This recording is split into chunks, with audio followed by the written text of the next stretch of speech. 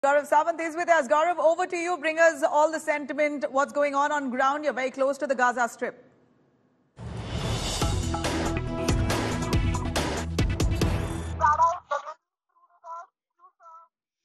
Hello and welcome to an India Today special broadcast that comes to you from southern Israel.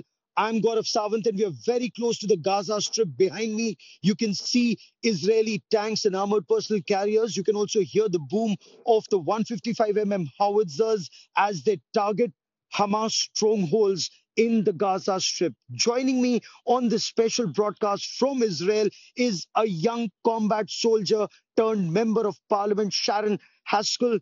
Ms. Haskel, welcome on India Today at a time when you have US President Joe Biden, who's just visited Israel, and Rishi Sunak, the British Prime Minister, is in Israel. Ma'am, what are your expectations of world leaders who are in Israel? What's the message that they are trying to send, and what's Israel trying to send across? I would like to thank all those leaders of the free world of democracies who are coming to stand beside Israel. And the main message that needs to come out of this is that this is a vicious attack on the values that we believe in. That this war is not just a war between Hamas and Israel. It's not just a war between Iran, Hamas is its proxies, and between Israel. But this is an attack of radical Islam, of extremism on the values that we believe in, values of freedom, liberty, freedom of religion, equality, democracy, all of those shared values that we believe in. This is a war on that, on the sanctity of life. Now, you said this is a war between radical terror and free world and democracy, but in several countries across the Middle East now, in West Asia, you have tensions that are rising and protests against Israel. You can hear the artillery going off behind me. This anger against Israel is, according to Palestinian authorities, 470 people were massacred in what they call is an Israeli missile strike, and artillery continues to go off behind us at the Gaza Strip, ma'am.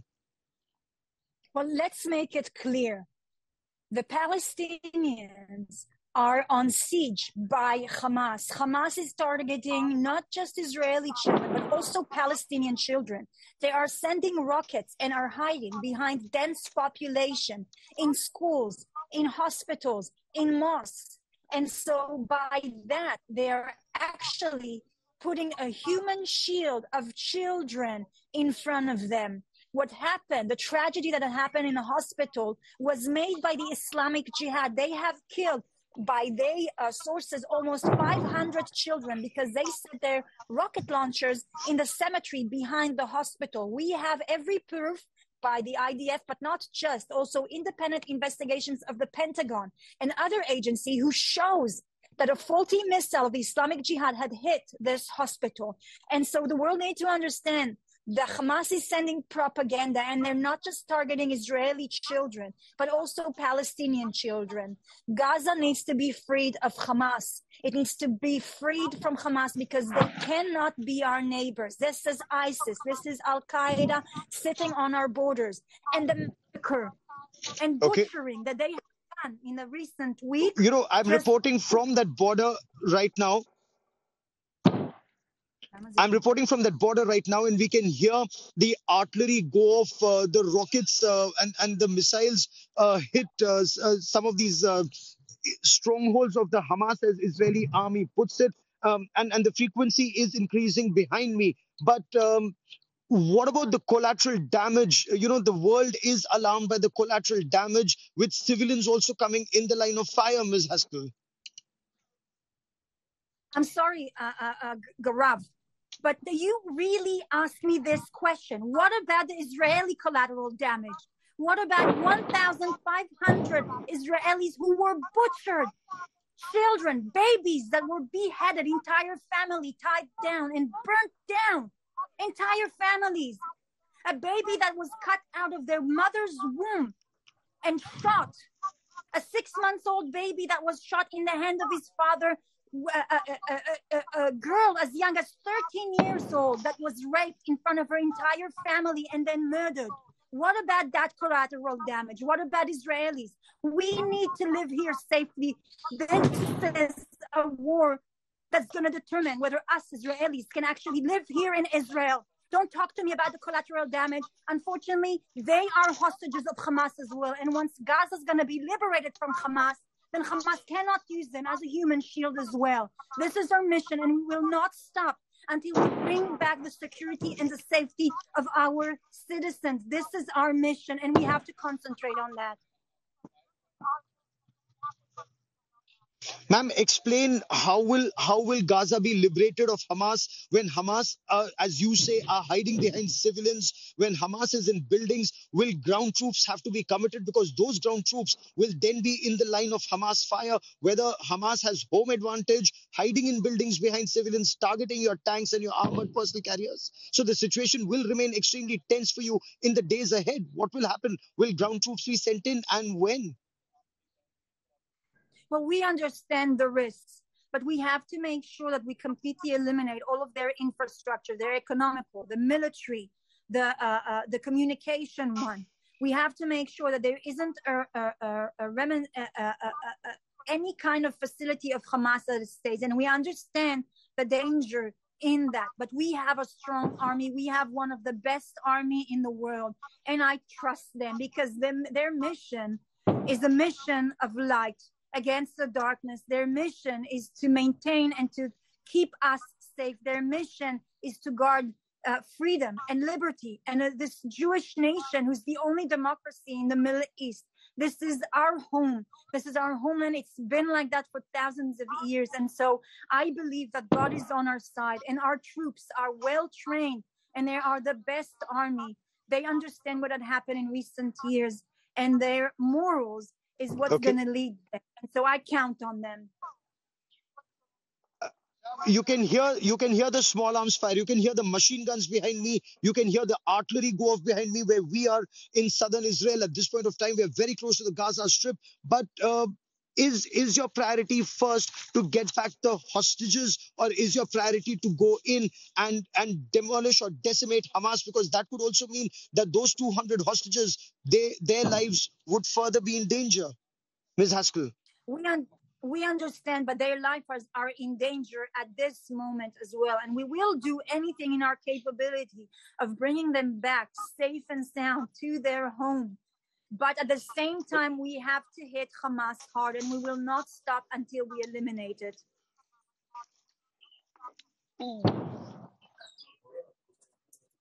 Okay. So is the priority to bring back the hostages first, or is the priority to decimate Hamas first? Will ground forces be committed sooner than expected? Is that what is going to happen? As we see plumes of smoke rise behind me, for the benefit of our viewers, I want to show you these images, plumes of smoke rising behind me here that's the Gaza Strip. And there you see the massive cloud of smoke that rises. This is the Israeli army that's targeting the stronghold of Hamas. That's what we are being told. We're very, very close to the Gaza Strip. But Ms. Haskel, what do you see? What's the road ahead as far as Israel is concerned? Committing ground troops first, or bringing hostages home first? Well, you're speaking about that smoke that we see behind you, but I have a question for you. Have you visited Be'eri or Kfar Aza? Yes. So yes, ma'am. I have visited Kibbutz Be'eri, and we are on our way to Kfar Aza, and I have seen the devastation. I've seen the destruction of Israeli civilians by Hamas terrorists. No doubt they need to be punished. But go on, ma'am. So we've seen that smoke as well. We've seen burnt houses, burnt beds where entire families were tied down and burnt alive. The military was telling us how they ran from one fire to another because Hamas have piled up bodies and lit them on fire in order to eliminate any kind of evidence. And they were running from fire to fire, trying to take it down in order to have some remain to be able to identify those bodies. These are the images of smoke that I have in my mind when I think of what is happening now and that war that we are having at the moment.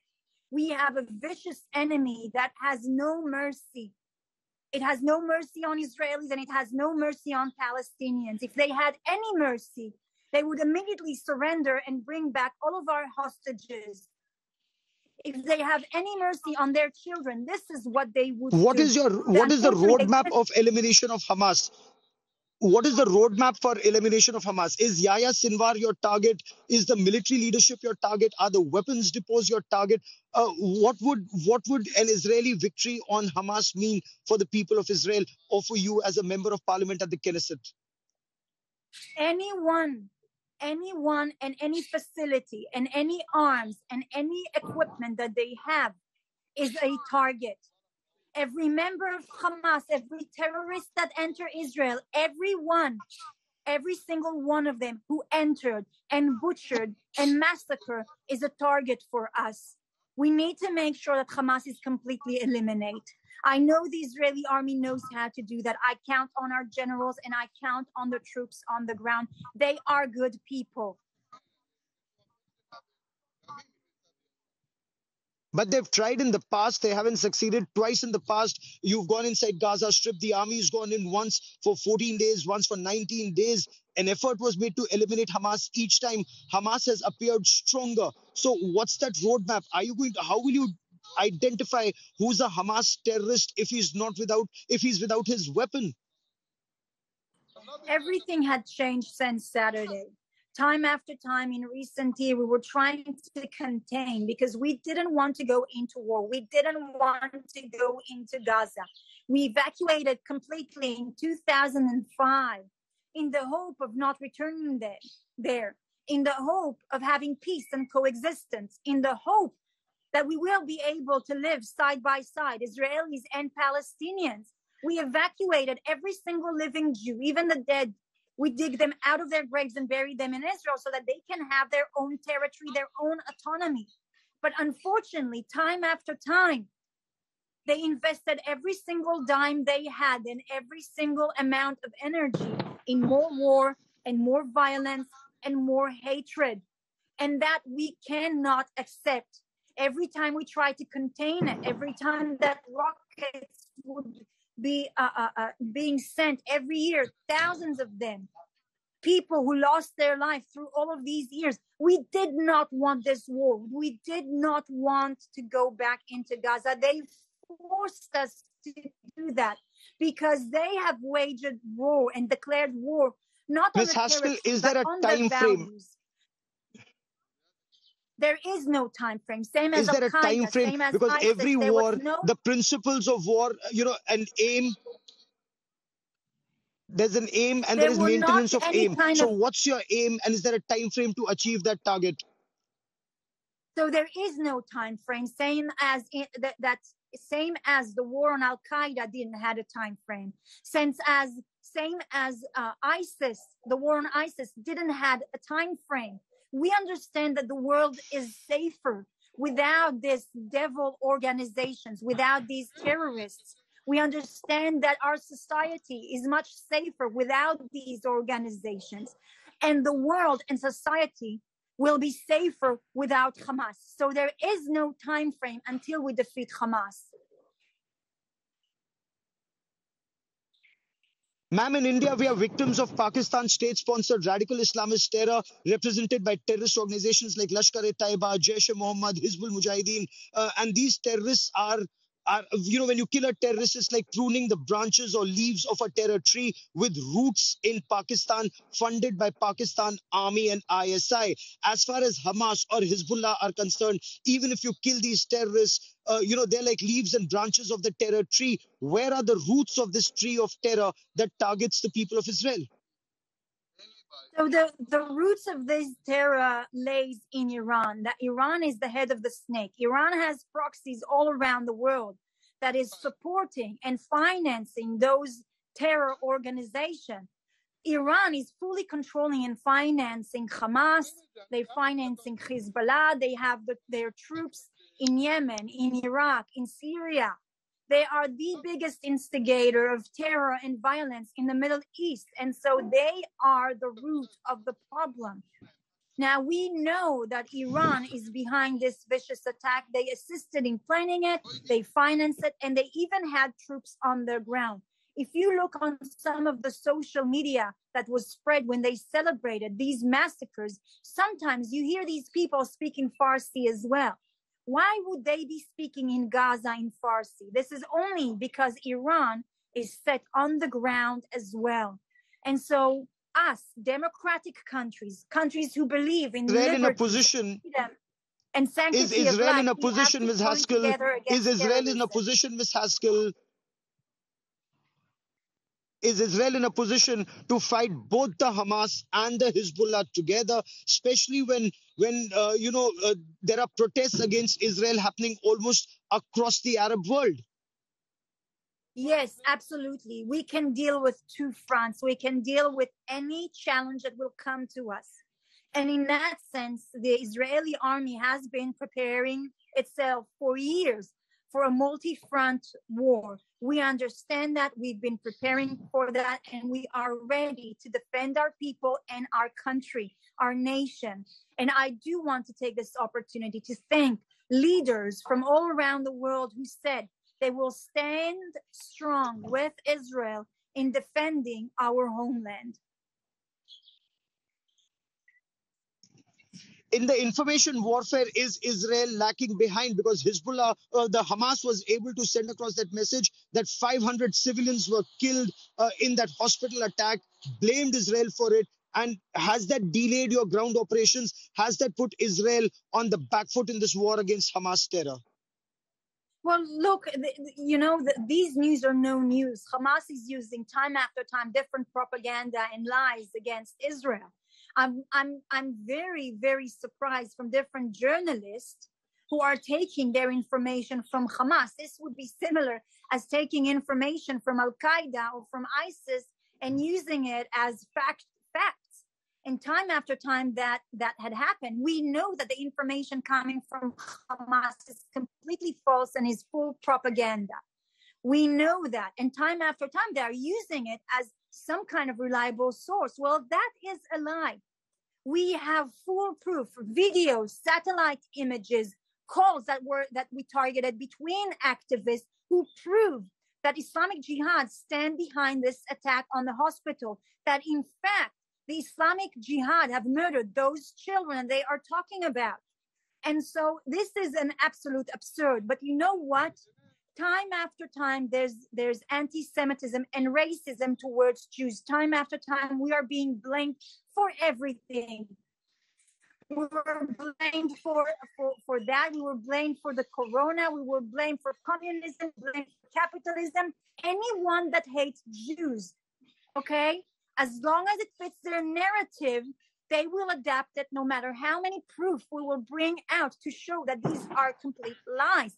And so the core of it, people who have the courage, not the courage, but the audacity of going out and celebrating those horrific acts. We see demonstration in the support of massacring a family, of raping young women.